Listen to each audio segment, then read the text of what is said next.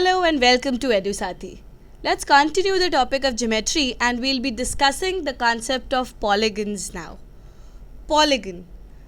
A simple closed figure in a plane formed by three or more line segments which meet only at their end points.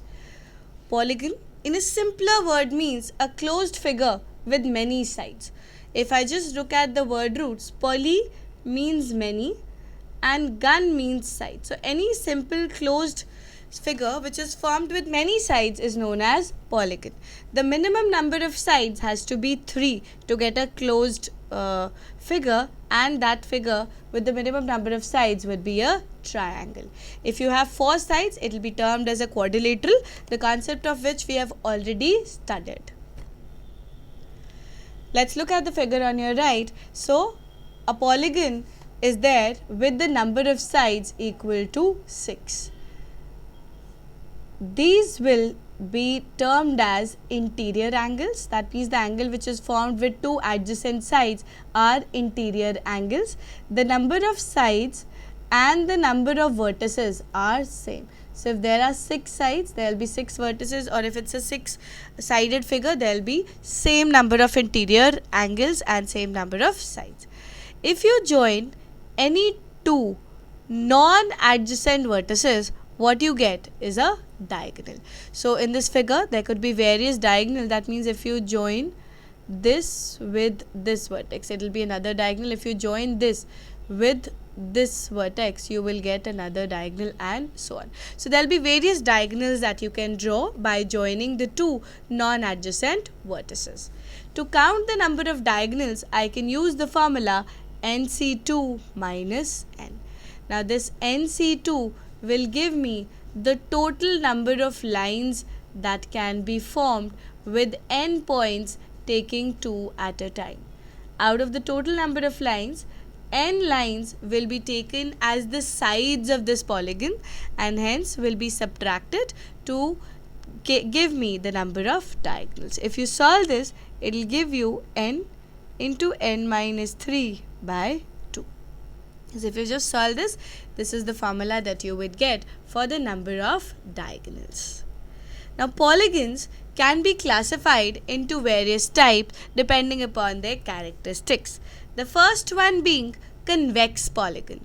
Convex polygon is a polygon whose all the interior angles are less than 180 degree. So if I look at the polygon on the right, all the interior angles that I have are less than 180 degree, and such a polygon would be termed as a convex polygon. The second one being a concave polygon. If one of the interior angle you can see here is greater than 180 degree, such a triangle where at least one interior angle is greater than 180 degree will be termed as a concave polygon. And there will be at least one line that you can draw that passes through 2 or more than 2 sides. Another classification could be regular polygon. If all the sides of a polygon are equal, I am not talking about the number of sides. The number of sides could be 3, 4, 5, 6, 7, 8 and so on. But if all the sides measure are equal, the kind of polygon we call is a regular one. If all the sides are equal, regular. If the sides are not equal, the polygon would be termed as irregular polygon. In case of an irregular polygon, the interior angles, all the interior angles are not the same. Whereas in case of regular, all the sides, all the interior angles, everything measure the same. Let's move ahead and let's look at sum of all the exterior and interior angles of a polygon. In case of any polygon, the sum of all the interior angles is given by the general formula n minus 2 into 180, where n represents the number of sides. So if you look at the case of triangle where the number of side n is equal to 3, you will get sum of all the triangles as 180 degree. If you put the value of n as 4, which is a quadrilateral, sum of all the interior angles of a quadrilateral will turn out to be 4 minus 2, 2 into 180, which is 360 degree, the concept that we have already learned. Now, if the polygon which is given to you is a regular polygon, regular means all the interior angles would be equal, then each interior angle would be the sum, which is n minus 2 into 180 divided by the number. So, I can find out the value of each interior angle on the basis of the number of sides, and therefore each exterior angle would also be same. Exterior angle and interior angle sum up to give you 180 degree. So, each exterior angle would be 180 degrees minus the interior angle that you have calculated here. Another way of looking at the things is, in case of any polygon, sum of all the exterior angles is 360 degree. So, all the angles in any polygon would add up to 360 degree. If the figure is a regular figure, then all the exterior angle will be equal and each exterior angle would be 360 degrees divided by n. N here is the number of side. If you know each exterior angle, you can find out each interior angle, because interior angle and exterior angle sum up to 180 degrees. So, it will be 180 minus the exterior angle that you have. So, you can use any method to find out exterior or interior. Both the methods would give you the same result. Let's look at the common regular polygons that we have. So, if the number of sides are 3, the figure is termed as a equilateral triangle. If the number of sides are 4 and it's a regular figure, the quadrilateral will be known as square. If the number of sides are 5, the figure would be called as a pentagon. Penta means 5. 6, hexagon. 7 is termed as hepta or septa. You can call it as a heptagon or a septagon. If the number of sides are 8, the polygon will be known as octagon, octa representing 8. If the number of sides are 9, it will be nonagon that you will have. And if the number of sides are 10, a polygon is referred to as a decagon. Now, if the figures are regular, I can find out each exterior angle and each interior angle. Exterior angle would be 360 divided by n. So, I'll have 120, 90, 360 divided by 5, 360 divided by 6, divided by 7, divided by 8 and divided by 10. Once I get each exterior angle, I can find out the value of each interior angle, because interior angle is 180 degree minus the exterior angle. So, in case of equilateral, I already know that each interior angle is 60 degree. In case of square, I already know it is 90 degree. I will learn for the cases which are hexagon. So, each interior angle is 120 degree, and octagon, each interior angle is 135 degrees in case of octagon. I can follow the formula for all interior angles as n minus 2 into 180, or I can multiply each interior angle with the number of side to get the sum of all the interior angles. To find out the number of diagonals, I can use the formula that I have just done, which was nc2 minus n, which when solved gives the formula n into n minus 3 by 2. You fill in the number of sides and you will get the number of diagonals that you can form in the given figure. Let's talk about two special cases, one being the hexagon, another being an octagon. Hexagon is a figure that looks like this. It's a 6-sided figure, so the number of sides is 6. The number of interior angles that you would get are also 6. If I calculate the measure of each angle, 360 degree divided by 6, so that means 60 degree is an exterior angle. So, each interior angle would be given by 180 degrees minus 60, which is 120 degree. So, if you talk about all the sides are equal, I am talking about a regular figure that I have, and all the internal angles are 120 degree. If you just look at this, They're all 120 degree that I have. If you look at the central angle, 360 degree is divided into 6 parts. So that means each internal angle that I will have would be 60 degree.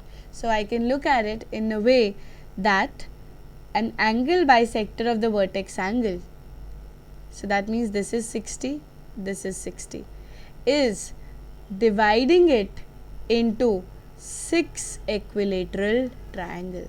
A hexagon is composed of 6 equilateral triangles. The length of these diagonals, the ones which are actually the angle bisectors, comes out to be 2s.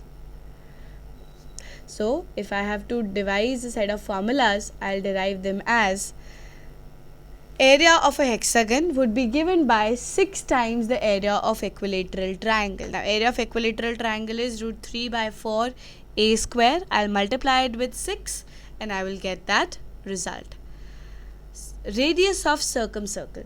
Now if you remember, circumcircle is a circle which is formed outside this hexagon. So if I go back to the figure and look at it, a circle which will be formed outside this. For that circle, the diagonal that I have calculated, which is double the side, will act as a diameter. So 2a is equal to 2 times the radius, or the radius will be equal to the side of the hexagon. Incircle radius. Incircle is a circle which is formed inside. Now if you look at it, for this, the height of this hexagon will act as the diameter. So height of an equilateral triangle, which is root 3 by 2a, will act as the radius for the incircle. So I can calculate the incircle radius and the circumcircle radius. Let's look at the next case, which is the case of octagon. Octagon is an 8-sided figure that you have. So each exterior angle being 45 degrees and interior angle being 135 degrees. So all these interior angles are 135 and all the exterior angles are subsequently 45. If you look at the central angle of 360 degree is divided into 8 parts. So that means every segment, this thing will make an angle of 45 degree at the center. Now if I look at angle bisectors, this angle bisector would be making this as an isosceles triangle, because this angle is coming out to be equal to this angle. So I can say that octagon is composed of 8 isosceles triangles. They are not equilateral, but it are composed of 8 isosceles triangles. Area of this would be 8 times the area of one triangle. However, it is a little difficult to find out the area of an isosceles triangle because the angles which are given to you are not standard angles that we have. So we will break it into another way and then easily find out the area. So let's look at the other properties of an octagon. This is the way I can break it up to find out the area. So if I just draw lines which are actually intersecting at 90 degree, that means they are perpendicular to each other, I'll be able to divide this into a rectangle. If this is 135, this will be 90, this will be 45. Similarly, this will be 45, this will be 90. 90, 45. So all the 4 triangles that you get here would be congruent.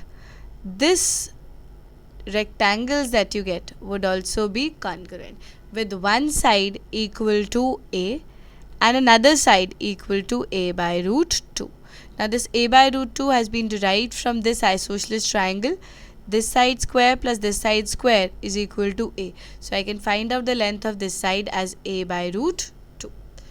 So if I just look at it, area would be given by 4 times the area of right angle triangles that I have, plus 4 times the area of the rectangle, plus the area of the square that you get in the middle. So if I just look at it, 4 times the area of a triangle, which is a by root 2 into a by root 2 into 1 by 2 plus 4 times the area of rectangle plus the area of square. So the formula that I can look at it is 2 plus 2 root 2 a square, or I will write it as 2a square into 1 plus root 2.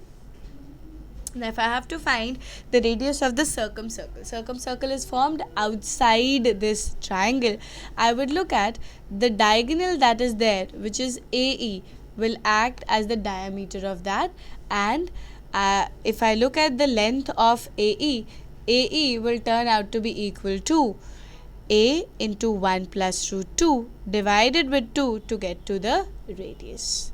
Similarly, radius of incircle, if you have to find out, you would look at it.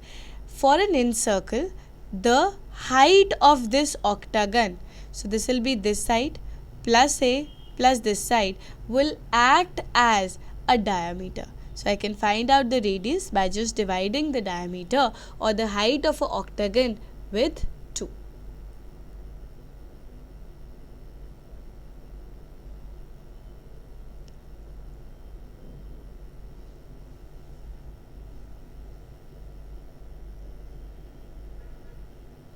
I can find out the radius of the incircle by dividing the height.